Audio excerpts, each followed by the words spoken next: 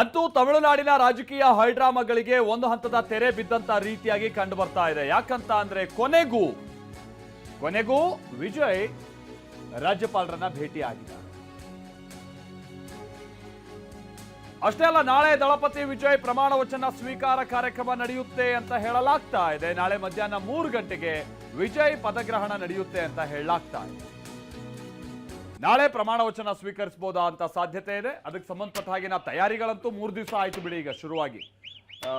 ಚೆನ್ನೈನ ನೆಹರು ಸ್ಟೇಡಿಯಂನಲ್ಲಿ ಈಗ ಕಳೆದ 3 ದಿನಗಳಿಂದನೂ ಕೂಡ ಬಹಳ ತಯಾರಿ ನಡೀತಾ ಇದೆ.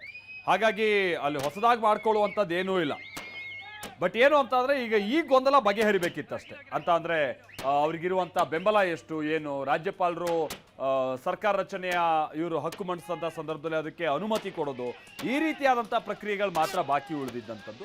ಇವತ್ತು 4ನೇ ಬಾರಿ ರಾಜ್ಯಪಾಲರನ್ನ ಭೇಟಿಯಾದಂಥ ವಿಜಯ್ ತಮಗಿರುವಂಥ ಅಗತ್ಯ ಶಾಸಕರ ಬೆಂಬಲದ ಪತ್ರವನ್ನ ಕೊಟ್ಟಿದ್ದಾರೆ ಅಂತೇಳಿ ತಿಳಿದು ಬರ್ತಾ ಇದೆ. ವಿತ್ ಸಹಿ ಯಾರ್ಯಾರು ಶಾಸಕರು ಅಥವಾ ಯಾವ ಪಕ್ಷಗಳು, ವಿಸಿಕೆ ಪಕ್ಷ ಆಗಿರಬಹುದು, ಜೊತೆಗೆ ಮುಸ್ಲಿಂ ಲೀಗ್ ವಿಚಾರವಾಗಿ ಬರೋದಾದ್ರೆ ಈಗ ಅವರು DMK ಚಿಹ್ನೆ ಅಡಿ ಸ್ಪರ್ಧೆ ಮಾಡಿರುವಂಥ ಕಾರಣಕ್ಕಾಗಿ ನೇರವಾಗಿ ಸಪೋರ್ಟಿವ್ ಆಗಿ ಕೊಡೋಕೆ ಬರಲ್ಲ ಅಂತ ಹೇಳಲಾಗ್ತಾ ಇತ್ತು. ಅದೇ ವಿಜಯ್ಗೆ ಇಲ್ಲಿ ಗೊಂದಲ ಆಗಿತ್ತು. ಬಟ್ ಅವರು ತಾವು ಬೆಂಬಲ ಕೊಟ್ಟಿದ್ದೀವಿ ಅನ್ನುವಂಥ ಪತ್ರವನ್ನ ನೀಡಿದ್ದಾರೆ ಈಗ ಪಕ್ಷದ ಮುಖೇನವಾಗಿ ಅನ್ನುವಂಥ ಸೂಚನೆ ಕೊಟ್ಟಿದ್ದಾರೆ.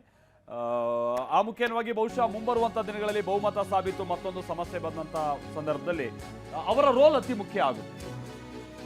ಸರ್ಕಾರ ರಚನೆಯ ಹಕ್ಕನ್ನ ಮಂಡಿಸಿದ್ದಾರೆ ದಳಪತಿ ವಿಜಯ್. ರಾಜೇಂದ್ರ ವಿಶ್ವನಾಥ್ ಅವರನ್ನ ಭೇಟಿಯಾಗಿ 120 ಶಾಸಕರ ಬೆಂಬಲ ಪತ್ರವನ್ನ ಅವರಿಗೆ ಹಸ್ತಾಂತರಿಸಿದ್ದಾರೆ ಅಂತೇಳಿ ತಿಳಿದುಕೊಳ್ತಾರೆ.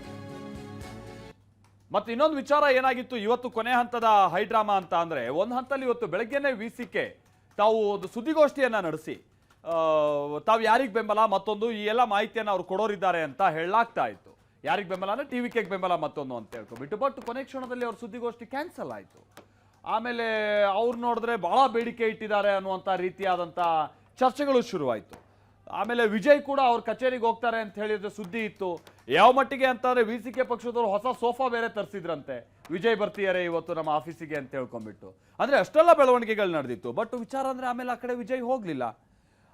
ವೆರಿ ಇಂಟ್ರೆಸ್ಟಿಂಗ್ಲಿ ವಿಜಯ್ ಇದ್ದಕ್ಕಿದ್ದ ಹಾಗೆ ಗವರ್ನರ್ ಆಫೀಸ್ ಕಡೆಗೆ ಹೋದ್ರು. ಅವಾಗ ಗೊತ್ತಾಯ್ತು ಏನು ವಿಷಯ ಅಂತ ಅಂದ್ರೆ, ವಿಸಿಕೆ ಪಕ್ಷದ 2 ಸದಸ್ಯರು ಬೆಂಬಲ ಪತ್ರವನ್ನ ಒಬ್ಬ ಶಾಸಕರ ಕೈಗೆ, TVK ಪಕ್ಷದ ಅರ್ಜುನ್ ಆ ಶಾಸಕ ಇದ್ದಾರಲ್ಲ ಅವ್ರ ಕೈ ಕೊಟ್ಟು ಕಳಿಸ್ಬಿಟ್ಟಿದ್ದಾರೆ ಅನ್ನುವಂಥದ್ದು.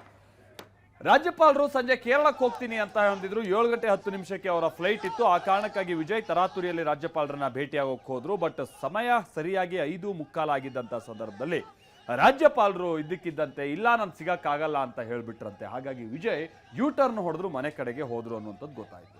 ಬಟ್ ಅದಾದ ನಂತರದಲ್ಲಿ ಅದೇನಾಯ್ತೋ ಒತ್ತಡ, ಗೊಂದಲ, ಗದ್ದಲ ಅನ್ನುವಂಥದ್ದು ಗೊತ್ತಿಲ್ಲ. ಮತ್ತೆ ರಾಜ್ಯಪಾಲರು ತಾವು ಅನುಮತಿಯನ್ನ ಕೊಡ್ತಾ ತನ್ನ ಭೇಟಿಗೆ ಅನುಮತಿ ಕೊಡ್ತಾ ಇದ್ದೀನಿ ಅನ್ನುವಂಥ ವಿಚಾರವನ್ನ ತಿಳಿಸಿದ್ರು. ಸೊ ವಿಜಯ್ ಅಂಡ್ ಟೀಮ್ ಮತ್ತೆ ಹೋಗಿ ರಾಜ್ಯಪಾಲರನ್ನ ಭೇಟಿಯಾದ್ರು. ಅಲ್ಲಿ ರಾಜ್ಯಪಾಲರಿಗೆ ತಮಗಿರುವಂಥ ಬೆಂಬಲದ ಪತ್ರವನ್ನ ಕೊಟ್ಟರು. ಕೊನೆಗೆ ರಾಜ್ಯಪಾಲರು ಅನುಮತಿಯನ್ನ ಈಗ ನೀಡಿದ್ದಾರೆ ಅನ್ನೋದು ಗೊತ್ತಾಗ್ತಾ ಇದೆ. ಹೀಗೆ ಕೊನೆ ಹಂತದ ತನಕನೂ ಕೂಡ ಬಹಳಷ್ಟು ಗೊಂದಲ, ಗದ್ದಲ, ಈ ರೀತಿಯಾದಂಥ ಸನ್ನಿವೇಶಕ್ಕೆ ಸಾಕ್ಷಿಯಾಯಿತು ತಮಿಳುನಾಡಿನ ರಾಜಕೀಯ ಇವತ್ತು.